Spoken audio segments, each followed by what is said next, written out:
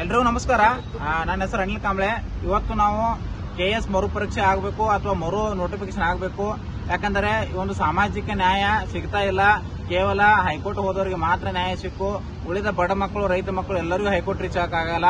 ಹೀಗಾಗಿ ನಮಗೆ ಸಾಮಾಜಿಕ ಹರಿಕಾರರಾದಂತಹ ಸಿದ್ದರಾಮಯ್ಯರವರು ಯಾವತ್ತು ಅಹಿಂದವನ್ನು ಬೆಂಬಲಿಸಿ ಬಂದಂತ ಸಿದ್ದರಾಮಯ್ಯರವರು ಅಹಿಂದ ಮಕ್ಕಳಿಗೆ ದೊಡ್ಡ ಮಟ್ಟದಲ್ಲಿ ಅನ್ಯಾಯ ಆಗಿದೆ.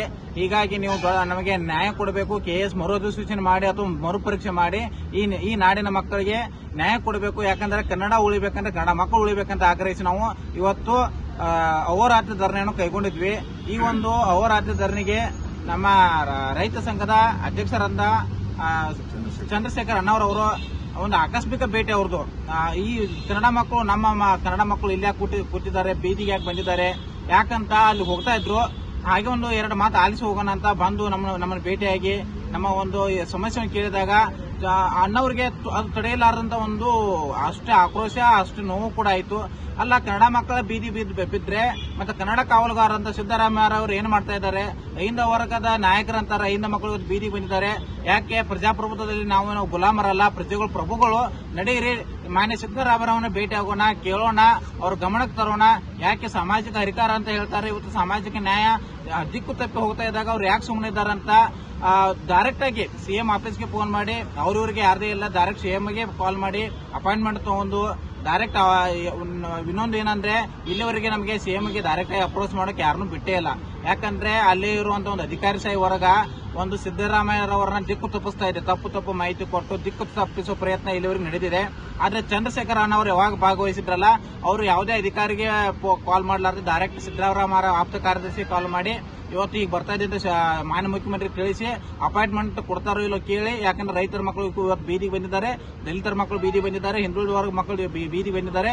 ಸಿದ್ದರಾಮಯ್ಯ ಅವರು ಏನ್ ಮಾಡ್ತಾ ಇದ್ದಾರೆ ಅಂತ ಡೈರೆಕ್ಟ್ ಆಗಿ ಕ್ವಶನ್ ಮಾಡಿದಾಗ ಸಿದ್ದರಾಮಯ್ಯ ಅವರು ಡೈರೆಕ್ಟ್ ಆಗಿ ಬನ್ನಿ ಭೇಟಿ ಆಗೋಣ ಅಂತ ಅವರಿಗೆ ಡೈರೆಕ್ಟ್ ಅಪಾಯಿಂಟ್ಮೆಂಟ್ ಕೊಟ್ಟರು.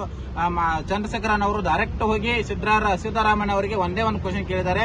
ಅಲ್ರಿ ಮಾನ್ಯ ಸಿದ್ದರಾಮಯ್ಯ ಅವರೇ, ಅಹಿಂದ ನಾಯಕರಿದ್ದೀರಿ, ದಲಿತ ವರ್ಗದಲ್ಲಿ ದಲಿತರ ಕೇರಿಯಲ್ಲಿ ಓಡಾಡಿ ಪಕ್ಷ ಕಟ್ಟಿದಿರಿ, ಬಡವರ ಕೇರಿಯಲ್ಲಿ ಓಡಾಡಿ ಪಕ್ಷ ಕಟ್ಟಿದಿರಿ, ಬಡವರ ನಾಯಕರ ಅಂತ ನಿಮ್ಮ ಜನಸಾಮಾನ್ಯರು ಕರೀತಾರೆ. ಇವತ್ತು ಬಡವರ ಮಕ್ಕಳು ಬೀದಿಗೆ ಬಂದಿದ್ದಾರೆ.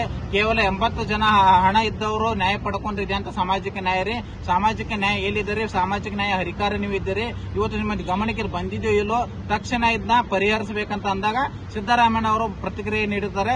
ಇಲ್ಲ, ನಂಗೆ ಹೈಕೋರ್ಟ್ ಮಾಹಿತಿ ಏನು ಬಂದಿಲ್ಲ, ಈಗ ನೀವು ಗಮನಕ್ಕೆ ತಂದಿದ್ದೀರಿ, ನಾವು ಬಹಳ ಸೀರಿಯಸ್ ಆಗಿ ತಗೋತೀನಿ. ನಾಳೆ ಎಷ್ಟೊತ್ತಿದ್ರು ಎನಿ ಕಂಡೀಷನ್ KPSC ಮೆಂಬರ್ಸ್ ಅವ್ರು ಕರೆಸ್ತೀನಿ. ಈ ಒಂದು ಇದರ ಬಗ್ಗೆ ಎಲ್ಲವನ್ನು ಗಮನ ಹರಿಸಿ ಮಾತಾಡಿ ಯಾರಿಗೂ ಅನ್ಯಾಯ ಆಗದಂತೆ ಒಂದು ಕ್ರಮ ತೆಗೆದುಕೊಳ್ತೇನೆ ಅಂತ ಇವತ್ತು ಬಹಳ ಪಾಸಿಟಿವ್ ಬಂದಿದ್ದಾರೆ. ಚಂದ್ರಶೇಖರ್ ಅವರು ನಮ್ಗೆ ಎಲ್ಲೋ ಒಂದು ರೀತಿ ದೇವರ ರೂಪದಲ್ಲಿ ಬಂದಿದ್ದಾರೆ ಅಂತ ನಮಗೆ ಅನಿಸ್ತಾ ಇದೆ. ಯಾಕಂದ್ರೆ ಇಲ್ಲಿವರೆಗೂ ನೀವು ಕೇಳಿರಬಹುದು, ಸಿದ್ದರಾಮಯ್ಯ ಅವ್ರನ್ನ ಮೀಟ್ ಆಗ್ಬೇಕಂದಾಗ ನಮ್ಮನ್ನು ಎಷ್ಟೋ ದಾರಿ ತಪ್ಪಿಸಿ ಅವ್ರು ಇಲ್ಲ ಅಂತ ಹೇಳಿ ನಮ್ಗೆ ದಾರಿ ತಪ್ಪಿಸಿದ್ದಾರೆ. ಆದ್ರೆ ಈ ಒಂದು ಮಣ್ಣಿನ ಗುಣನೋ ಅಥವಾ ಈ ಹೋರಾಟದ ಗುಣನೋ ಗೊತ್ತಿಲ್ಲ. ಇವತ್ತು ಚಂದ್ರಶೇಖರ್ ಅವ್ರನ್ನವ್ರು ಬಂದು ಡೈರೆಕ್ಟ್ CM ಅವ್ರನ್ನ ಭೇಟಿಯಾಗಿ ನೇರವಾಗಿ ಪ್ರಶ್ನೆ ಮಾಡಿದ್ದಾರೆ. ಹೀಗಾಗಿ ಅದೇ ಸಮಯದಲ್ಲಿ ಗೃಹ ಸಚಿವರು ಭೇಟಿಯಾಗಿದ್ದಾರೆ. ಗೃಹ ಸಚಿವರಿಗೆ ಕೇಳಿದ್ದಾರೆ, ಅಲ್ಲರಿ ರೈತರ ಮಕ್ಕಳ ಇವತ್ತು ನ್ಯಾಯ ಸಿಗದೆ ಇದ್ರೆ ನಾವು ಸುಸೈಡ್ ಮಾಡ್ಕೋತ ಅಂತಿದ್ದೇವ್ರಿ, ಇದಕ್ಕೆ ಯಾರು ಹೊಣೆ ಆಗ್ತಾರೆ? ಸರ್ಕಾರ ನೇರ ಹೊಣೆ ಆಗುತ್ತೆ. ಒಬ್ಬ ವಿದ್ಯಾರ್ಥಿಗೆ ಜೀವಕ್ಕೆ ಧಕ್ಕೆ ಆದ್ರೆ ನಾನು ಸುಮ್ಮನೆ ಬಿಡಲ್ಲ. ಇದು ವಿಧಾನಸೌಧ ಮುಂದೆ ಉಪವಾಸ ಸತ್ಯಾಗ್ರಹ ಕೈಗೊಳ್ತೀನಿ, ಅಮರಣದ ಉಪವಾಸ ಸತ್ಯಾಗ್ರಹ ಕೈಗೊಳ್ತೀನಿ. ಒಂದು ವಿದ್ಯಾರ್ಥಿಗೆ ಜೀವಕ್ಕೆ ಹಾನಿ ಆದ್ರೆ ನಾನು ನಿಮ್ಮ ಸರ್ಕಾರಕ್ಕೆ ಬಿಡಲ್ಲ ಅಂತ ಒಂದು ನೇರ ಎಚ್ಚರಿಕೆ ಕೊಟ್ಟಾಗ ಗೃಹ ಸಚಿವರು ಹೇಳಿದಾರಂತೆ, ಇಲ್ಲ ನಾವು ಮುಖ್ಯಮಂತ್ರಿ ಜೊತೆ ಮಾತಾಡ್ತೀವ್ರಿ, ನೀವೇನೋ ಅದ್ರ ಬಗ್ಗೆ ವರಿ ಮಾಡ್ಕೋಬೇಡಿ, ನಾಳೆ ನಿಮಗೆ ಸಾಮಾಜಿಕ ನ್ಯಾಯ ಯಾವುದೇ ರೀತಿ. ಅದೇ ರೀತಿ ಪೊನ್ನಪ್ಪರವರಿಗೆ ಭೇಟಿಯಾಗಿ ಕಾನೂನು ಸಲಹೆಗಾರಂತ ಪೊನ್ನಪ್ಪರವರಿಗೆ ಭೇಟಿಯಾಗಿ ಏನ್ ನಡೆದಿದೆ ಅವರಿಗೆ ಗಮನಕ್ಕೆ ತಂದಿದಾಗ ಚಂದ್ರಶೇಖರ್ ಅಣ್ಣವ್ರಿಗೆ ಅವರು ಏನ್ ಹೇಳಿದಾರೆ ಅಂದ್ರೆ, ನಾಳೆ ಅವ್ರು KPSC ಕರೆಸ್ತೀವಿ, CM ಸಾಹೇಬ್ರ ಜೊತೆ ಮೀಟ್ ಮಾಡಿಸ್ತೀವಿ, ನೀವು ಯಾವುದೇ ವರಿ ಮಾಡ್ಕೋಬೇಡಿ, ಯಾವುದೇ ರೀತಿ ಅನ್ಯಾಯ ಆಗದಂತೆ ನಾವು ನೋಡ್ಕೋತೀವಿ. ಇದು ನಮ್ಮ ಗಮನಕ್ಕೆ ಬಂದಿರಲಿಲ್ಲ. ನೀವು ನೇರವಾಗಿ ಇವಾಗ ಭೇಟಿಯಾಗಿದ್ದರಿಂದ CM ಸಾಹೇಬ್ರಿಗೆ ನೇರ ಭೇಟಿಯಾಗಿದ್ದೀರಿ. ಹೀಗಾಗಿ ಇವತ್ತು ಅವ್ರಿಗೆ ಗಮನಕ್ಕೆ ಬಂದಿದ್ದು. ಸ್ವತಃ ನಮಗೆ ಇದು ಮಾಹಿತಿ ಇರಲಿಲ್ಲ. ಹೀಗಾಗಿ ನಮಗೆ ಬೇರೆ ರೀತಿ ಮಾಹಿತಿಯನ್ನು ಕೊಡ್ತಾ ಇದ್ರು. ಈ ನೈಜ ಮಾಹಿತಿ ನಮಗೆ ಮುಚ್ಚಿಡ್ತಿದ್ರು. ಇವತ್ತು ನಮಗೆ ಗೊತ್ತಾಗಿದೆ, ನಾವು ಖಂಡಿತ ನ್ಯಾಯ ಕೊಡಿಸೋ ಪ್ರಯತ್ನ ಮಾಡ್ತೀವಿ ಅಂತ ಒಂದು ಬಹಳ ಪಾಸಿಟಿವ್ ಆಗಿ ರೆಸ್ಪಾನ್ಸ್ ಮಾಡಿದ್ದಾರೆ. ನಾವು ದಯವಿಟ್ಟು ನಮ್ಮ ವಿದ್ಯಾರ್ಥಿ ಸ್ನೇಹಿತರಲ್ಲಿ ಏನ್ ವಿನಂತಿ ಅಥವಾ ಕೈ ಮುಗಿದು ಏನ್ ಬೇಡ್ಕೊಳ್ತಾ ಇದೀವಿ ಅಂದ್ರೆ, ಅದಕ್ಕೆ ನಾನು ಏನು ಕೇಳ್ಕೊತಾ ಇದ್ದೀನಿ ಏನಂದ್ರೆ, ಈಗ ಚಂದ್ರಶೇಖರ ಅವರು ನಮ್ಮ ಜೊತೆ ಇವತ್ತು ಅಹೋರಾತ್ರಿ ಧರಣಿಯಲ್ಲಿ ಕೂಡ ಕೂತಿದ್ದಾರೆ. ಯಾಕಂದ್ರೆ ಅವ್ರಿಗೆ ಒಂದು ನೋವು ಏನ್ ಕಾಡ್ತಾ ಇದೆ ಅಂದ್ರೆ, ನಮ್ಮ ರೈತರ ಮಕ್ಕಳು ಇವತ್ತು ಬೀದಿಯಲ್ಲಿ ಇದ್ದಾಗ ನಾನು ಮನೆಯಲ್ಲಿ ಹೋಗಿ ಮಲಗುವುದು ಎಷ್ಟು ಸರಿ ಅಂತ ಮನೆ ಕ್ವಶನ್ ಮಾಡಿದ್ದಾರೆ. ನಾವು ಹೇಳಿದ್ವಿ ಇಲ್ಲ ನಾ ತಂದೆಯಲ್ಲಿ ಇದೆ, ಇವತ್ತು ಬೇಡ, ನಾವು ಕುಳಿತುಕೊಳ್ತೀವಿ ಅಂದಾಗ ಇಲ್ಲ ರೈತರ ಮಕ್ಕಳು ಕೂತಿದ್ದಾರೆ, ನನ್ನ ಕರಳು ಚುರುಕ್ ಅಂತ ಇದೆ, ಯಾವುದೇ ಕಾರಣಕ್ಕೂ ರೈತರ ಮಕ್ಕಳು ಬೀದಿಯಲ್ಲಿ ಮಾಡ್ಕೊಂಡಾಗ ನಾನು ರೂಮ್ ನಲ್ಲಿ ಹೋಗಿ ಮಾಡ್ಕೋದು ಎಷ್ಟು ಸರಿ, ಇದು ನನ್ನ ಒಂದು ಹೋರಾಟಕ್ಕೆ ಒಂದು ಕಪ್ಪು ಚುಕ್ಕೆ. ಹೀಗಾಗಿ ನಿಮ್ಮ ಜೊತೆ ನಾನು ಅಹೋರಾತ್ರಿ ಧರಣಿಯಲ್ಲಿ ಭಾಗವಹಿಸಿದಂತಂದು ಇವತ್ತು ಅವರು ಕೂಡ ಅಹೋರಾತ್ರಿ ಧರಣಿಯಲ್ಲಿ ಇದ್ದಾರೆ.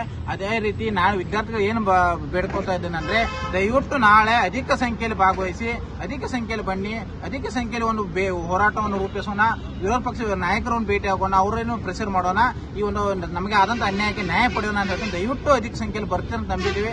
ನಾಳೆ ಬಸ್ಸಿನ ವ್ಯವಸ್ಥೆ ಮಾಡ್ತೀವಿ. ದಯವಿಟ್ಟು ಎಲ್ಲರೂ ಅಧಿಕ ಸಂಖ್ಯೆಯಲ್ಲಿ ಬನ್ನಿರಿ, ನಮಗೆ ನ್ಯಾಯ ಸಿಗೋ ಭರವಸೆ ತುಂಬಾನೇ ಇದೆ. ದಯವಿಟ್ಟು ಎಲ್ಲರೂ ಬನ್ನಿ ಕೇಳ್ಕೊತೀನಿ.